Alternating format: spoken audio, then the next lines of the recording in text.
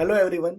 तो आज मैं आपको बताऊंगा कि जोहो बुक्स का इम्प्लीमेंटेशन का पूरा प्रोसेस क्या होता है। हम लोगों ने 125 से ज़्यादा कंपनीज में एंटिटीज में जोहो बुक्स को इम्प्लीमेंट किया है और बहुत ज़्यादा एक्सपीरियंस मिला इसमें। और after doing so much of implementation assignments, now we have zero down on a particular process और few steps for implementing Zoho Books. So सबसे पहला स्टेप क्या होता है? तो सबसे पहला स्टेप ये है कि आप क्लाइंट की या आपका खुद का अगर बिजनेस है तो आपकी जो रिक्वायरमेंट है उसको समझिए। वो क्लाइंट जोहो बुक्स क्यों ले रहा है, what was the issue in the earlier software, B it tally और सम अदर। ओके, उसका रिक्वायरमेंट क्या है। एक बेसिक अकाउंटिंग तो होने ही वाली है, we don't go over there, but उसके ऊपर उसको क्या चाहिए, लेटर से पार्टनर वाइज रिपोर्टिंग चाहिए, ब्रांच वाइज रिपोर्टिंग चाहिए उसे, या समझो उसको प्रोजेक्ट ट्रैकिंग करना है या बजट्स बनाने हैं, राइट। तो क्योंकि आप ये जो कॉन्वर्जेशन होगा उससे हमको पता चलेगा कि हमको क्या स्ट्रेटेजी फॉलो करनी है, हमको कस्टम फील्ड्स यूज करने हैं, रिपोर्टिंग टैग्स यूज करना है, प्रोजेक्ट मॉड्यूल यूज करना है, क्या हमें जोहो एनालिटिक्स की जरूरत पड़ेगी। ये सारी चीजें, ये जो हम स्टेप करते हैं वहां से हमको पता चलती है। सो सबसे first thing that we need to do is understand the clients requirement. Once you understand this requirement, there can be three possibilities. One is all this can be fulfilled by Zoho Books default version, कि भाई आप Zoho Books जो purchase कर रहे हो उससे उसमें ये सारे फीचर्स हैं।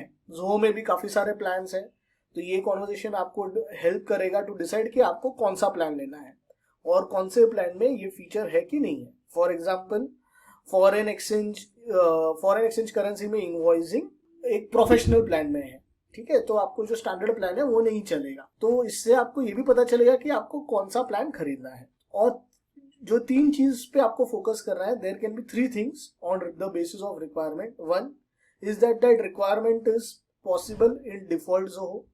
Second, this requirement is not possible in default Zoho but it can be customize. तो कस्टमाइजेशन का आपको अलग चार्जेस लगेंगे, तो हम उसको कुछ ना कुछ तरीके कस्टमाइज करके इस रिक्वायरमेंट को हम फुलफिल कर सकते हैं, कुछ कोडिंग वगैरह करके फुलफिल कर सकते हैं।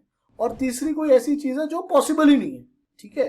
तो ये क्लैरिटी होनी बहुत जरूरी है कि भाई हमारी जो रिक्वायरमेंट्स हैं वो कितनी पॉसिबल है, कितने में कस्टमाइजेशन रिक्वायर्ड है और कौन सी रिक्वायरमेंट पॉसिबल नहीं है।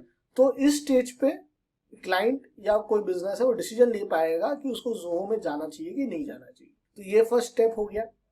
सेकेंड स्टेप इसके, what is the cut off date. आप कभी ट्रांजिशन करोगे, मैं अज्यूम कर रहा हूं कि कंपनी नई नहीं है और ऑलरेडी अकाउंटिंग जो है वो टैली में या कोई पुराने सॉफ्टवेयर में हुआ है ऑफ प्रीवियस ईयर्स। तो आपकी कट ऑफ डेट क्या है? Is the cut off date first day of the next financial year, यानी अगर हम 23-24 में है तो क्या कट ऑफ डेट 1 अप्रैल है, और is the cut off date first day of the existing financial year, कि अगर मैं FY 23-24 में हूं तो क्या first cut off date 1 April 23 है। और थर्ड, जो बहुत कम होता है या नहीं होता है, is the cut off date in the middle of the year. Middle of the year का कभी करना नहीं चाहिए, मेरा रिकमेंडेशन वही है, बिकॉज फिर ऑडिट के टाइम पे 2 अकाउंटिंग सिस्टम हो जाती है. So middle of the year is not recommended. So what is recommended is either first day of the existing financial year और first day of the next financial year. And in few cases client को चाहिए रहता है कि हम जो पुराने जितने भी साल का डेटा है या 3 साल का डेटा हम माइग्रेट कर ले या पुराना 5 साल का डेटा हम माइग्रेट कर दें. तो अगर वैसी कोई रिक्वायरमेंट है तो it will be the first day of the financial year जहां से क्लाइंट को डेटा माइग्रेट करवाना है.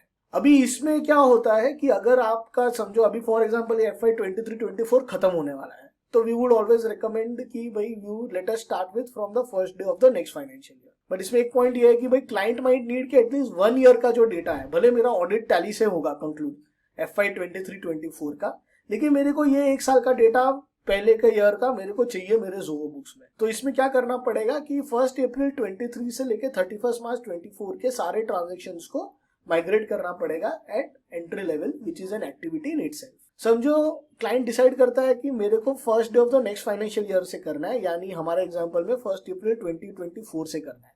तो हमारा काम काफी सिंपल हो जाता है. हमको ओपनिंग बैलेंसेस जो है वो अपडेट करने हैं एज ऑफ 1 अप्रैल 24. अब इसमें एक चीज ध्यान रखनी है कि 1 अप्रैल 24 को ओपनिंग बैलेंस करने हैं तो 1 अप्रैल 24 को आपको ओपनिंग बैलेंस मिलने नहीं वाले. आपको अनऑडिटेड फिगर शायद से फर्स्ट वीक ऑफ अप्रैल में मिलेंगे, तो जैसे ही आपको मिलेंगे आप अनऑडिटेड फिगर्स के हिसाब से ओपनिंग बैलेंसेस अपडेट करोगे और फिर ऑडिट होने के बाद वापस ओपनिंग बैलेंसेस अपडेट करोगे। बट क्या इसका मतलब ये है कि हम 1 अप्रैल 24 तक कुछ एक्टिविटी नहीं करें? नो, आपको वो मिस्टेक नहीं करनी है, बिकॉज अगर आप 1 अप्रैल 24 की राह देखोगे to start the implementation, then it will be too late. Our recommendation is कि before 1 April 24 you should have your ground work ready, जहां पे हमारा थर्ड स्टेप आता है। आपने रिक्वायरमेंट समझ ली है, तो उसके हिसाब से जो इम्प्लीमेंट करना है, जो सेटअप करना है, आपको ब्रांचेस बनानी है, डिफरेंट जीएसटी नंबर्स वगैरह बनाने हैं, ये कस्टम फील्ड्स बनानी है, इनवॉइस टेम्पलेट बनाना है, ये सारी चीजें आपकी रेडी होनी चाहिए बिफोर 1 अप्रैल।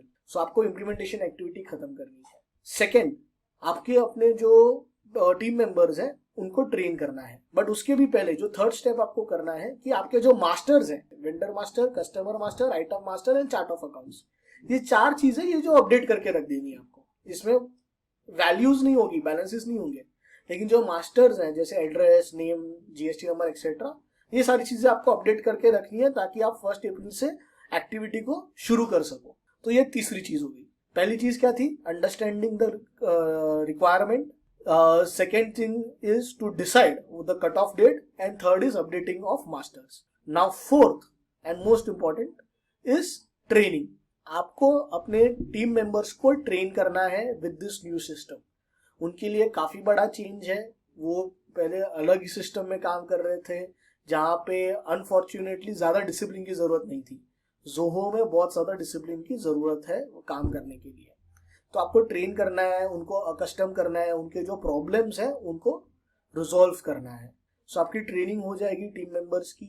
उसके बाद अप्रैल आएगा, हम ओपनिंग बैलेंसेस वगैरह अपडेट करेंगे और ट्रांजेक्शन्स करना शुरू करेंगे। और जब भी हम ट्रांजेक्शन्स करना शुरू करते हैं तभी we encounter some new problems जो हमने पहले नहीं सोचे, एनविसाज नहीं की।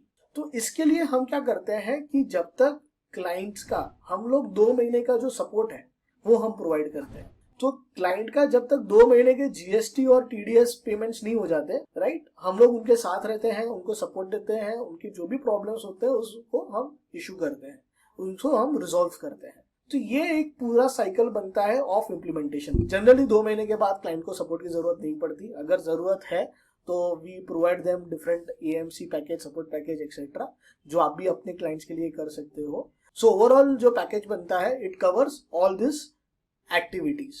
अगर आप सोच रहे हो कि आपको जोहो इम्प्लीमेंट करना है तो नाउ, अब मैं फरवरी में बना रहा हूँ ये वीडियो, फरवरी 24 में, now is the right time. आप स्टार्ट करिए प्रिपरेशन करना, क्योंकि अप्रैल आने वाला है, नया फाइनेंशियल आने वाला है, और अभी से आप तैयारी शुरू करोगे तो आप स्मूथली इस चीज को इम्प्लीमेंट कर पाओगे। इम्प्लीमेंटेशन के रिगार्डिंग अगर आपके कोई भी क्वेश्चंस वगैरह है तो डिस्क्रिप्शन में हमारा ईमेल आईडी दिया गया है जहां से आप हमको रीच आउट कर सकते हो, और आप कमेंट्स भी कर सकते हो, हम कमेंट का भी रिप्लाई देंगे अगर आपको कुछ भी डाउट्स है या कुछ भी क्वेरीज है। Thank you.